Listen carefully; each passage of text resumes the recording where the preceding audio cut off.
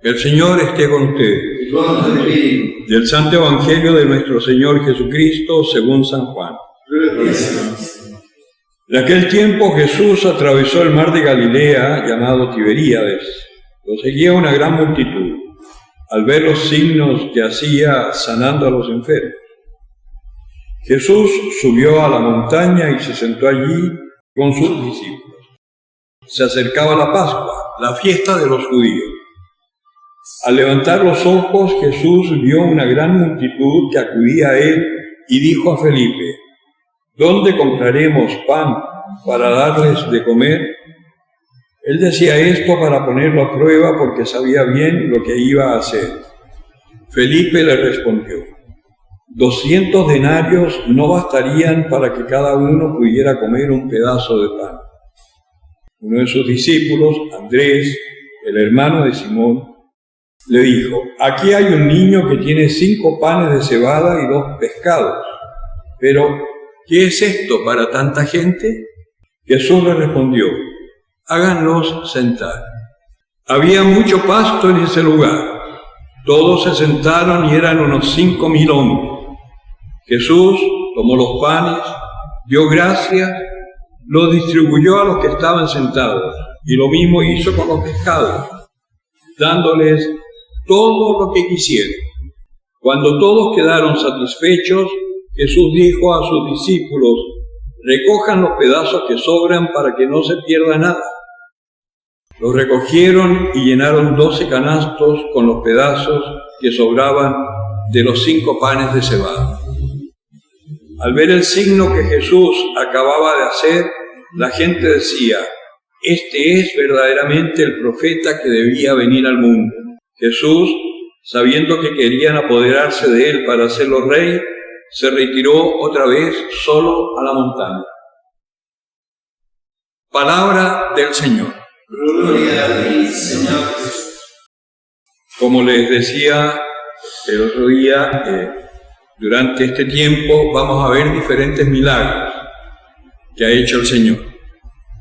Y como bien explicaba el Padre Javier en una de las Eucaristías pasadas, estos milagros son maravillosos, pero son solamente signos que hace el Señor para decir después algo importante. Con estos signos Él se va revelando para que el que tenga oídos para oír, ojos para ver o cabecita para entender, se diese cuenta que Él era el Mesías esperado. Y en este caso de la multiplicación de los panes, que después dirá: yo soy el verdadero pan de vida, acá vemos que la gente como que se da cuenta que Él es el Mesías, el profeta que esperaba, solamente que pretenden hacer una cosa distinta porque no han captado bien cuál era realmente la misión de este profeta, pese a que en las Escrituras, en la Torá, en el Pentateuco nuestro, estaba escrito, sobre todo en los Salmos. Cuando Isaías, por ejemplo, tiene los famosos cantos del siervo de Yahvé, y en el capítulo 53 creo que habla de este siervo de Yahvé que no tenía ni siquiera un rostro agradable, tan desfigurado estaba de los golpes que había recibido, y sin embargo eran nuestras heridas las que él llevaba, y está hablando del Mesías. Y esto se supone que en Israel les transmitían la fe desde muy pequeños a los niños, se supone que tenían que saberlo, y sin embargo en el momento de ver no se enteran y lo quieren hacer rey. Y bueno, efectivamente Jesucristo sí es rey, pero un rey que no ha venido a ser servido sino a servir. Ha venido a cambiar el sentido que tenían ellos de la Escritura, que es un sentido, que también lo decía el Padre Javier ayer, es un sentido lineal, terreno, material, que es lo que nos pasa a nosotros también. Nosotros también hemos recibido una tradición que viene del siglo XVI, del siglo XVII, del siglo XV en realidad. Viene esta tradición que es una tradición de una iglesia que tenía fe, de alguna manera, una fe un poco más adulta que nosotros, y que podían hacer ciertas cosas desde la fe, y se veían los frutos, que es lo que dice el apóstol Santiago, creo que es el que dice: muéstrame tu fe sin fruto y yo por tus obras te diré la fe que tienes. Y a raíz de esto, que también ayer el padre Javier hablaba en homilía de que estos esfuerzos, estos sacrificios, estas obras de caridad que hacemos en nuestra fuerza no nos sirven mucho.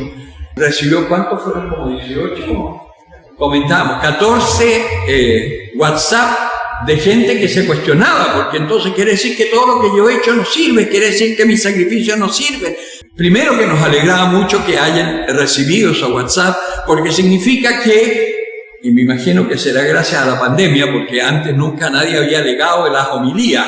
En cambio ahora están como cuestionándose. Pareciera que el hecho de estar en pandemia, de estar en la casa, nos abre un poquito más el oído y nos permite empezar a escuchar cosas que quizás antes nos pasaban por encima, porque yo estoy seguro, yo, por ejemplo, estuve 2 o 3 veces acá en la parroquia cuando estaba el padre Sergio, y él hablaba también así, y decía cosas muy fuertes, pero nunca nadie la negó, como que no cacharon lo que estaba diciendo. Ahora parece que sí, y eso es bueno, porque la palabra del Señor tiene que venir a tocarnos en nuestra vida y a cuestionarnos nuestra fe. Nosotros no hemos sido educados en una fe adulta. Nosotros nos hemos quedado con la fe de la primera comunión, de la confirmación, lo que nos enseñaron en el colegio y un poquito más lo que nos pasaron nuestros padres, si es que tuvimos la suerte que nuestros padres nos pasaran la fe, que no fue mi suerte precisamente, porque me exigían cosas que yo no podía cumplir. Yo era curioso, yo era desordenado, tenía déficit. Yo, si hubiese nacido en esta época, yo soy el típico niñito Ritalin, déficit atencional e hiperkinético, fatal. Pero en esa época yo simplemente era tonto y flojo. Llegó un momento que a los 38 años mi vida era un vacío completo. Tenía plata y nada más. Hasta que conocí al Señor. Y el Señor me hizo recorrer la iglesia por muchos lados. Y muchas iglesias. Los evangélicos, algunos tenían chispitas de luz, otros nada. Y en la Iglesia Católica yo vi que había un abanico de posibilidades maravilloso donde uno podía crecer en la fe. Acá todas las realidades que yo pude conocer, sobre todo las después del Concilio Vaticano II, tenían una fuerza y una vida que no había en otras partes. Pero también pude constatar una cosa, que dentro de todas estas realidades había muchas que todavía estaban con este concepto antiguo del deber, del tener, del esfuerzo. Tienes que esforzarte, debes hacer esto, y solamente en una parte me hablaron de la misericordia de Dios, en la renovación carismática. ¿Qué fue lo maravilloso de la renovación carismática? Que me di cuenta que estaba recibiendo la misericordia de Dios, pero no conocía a la iglesia. Y me bajó curiosidad por conocer a la iglesia gracias al párroco que yo tuve en la Anunciación ahí en Pedro Valdivia con Bilbao. Y él me invitó a escuchar unas catequesis para adultos que eran preparación para el bautismo, para que yo conociera desde las bases lo que era el bautismo que yo había recibido de pequeño. Y para mí fue impresionante porque se me abrió una perspectiva de lo que es la vida cristiana que era solo gratuidad. Y si yo podía llegar a hacer alguna vez alguna obra buena, era que iba a salir de mí gracias a mi unión con Jesucristo.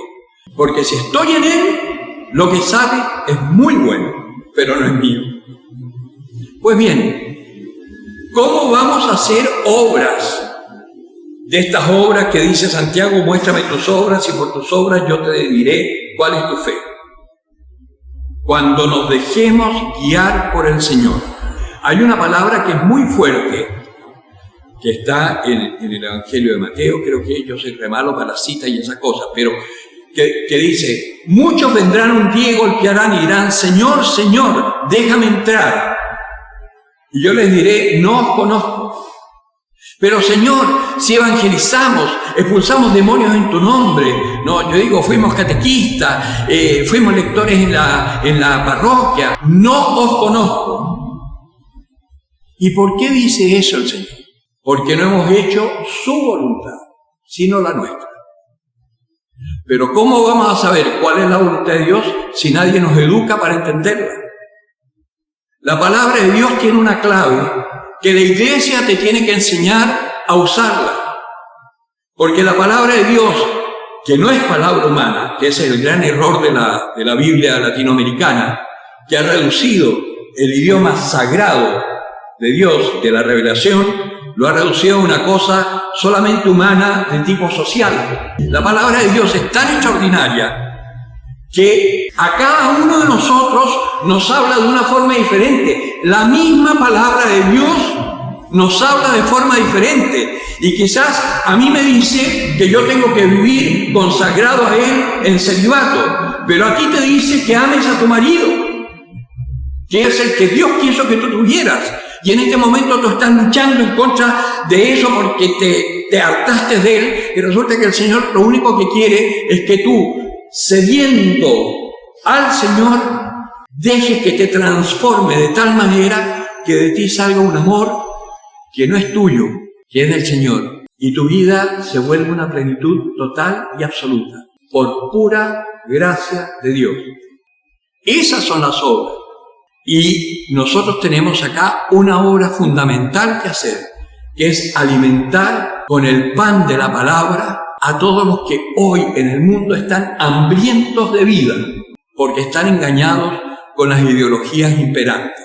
Pero ¿cómo les vamos a hablar así, sin moralismo, si nosotros mismos no hemos experimentado la misericordia? Por eso hablamos tanto de la gratuidad y de la misericordia de Dios. Porque el amor de Dios es tan grande, que nos quiere inundar para que nosotros inundemos de su amor al mundo. Nos quiere hacer testigos.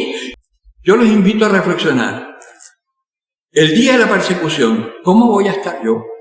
¿Seré capaz de aceptar el bullying, la humillación, la tortura y dar la vida, si es necesario, por el Evangelio? ¿Voy a ser capaz? Piénsenlo. Porque si honestamente te das cuenta que no eres capaz, no te angusties, porque el Señor te está llamando para ser Él en ti y que puedas llegar a ser capaz de hacer eso y mucho más en el Señor. Esa es la maravilla de la fe en Cristo. Que así sea.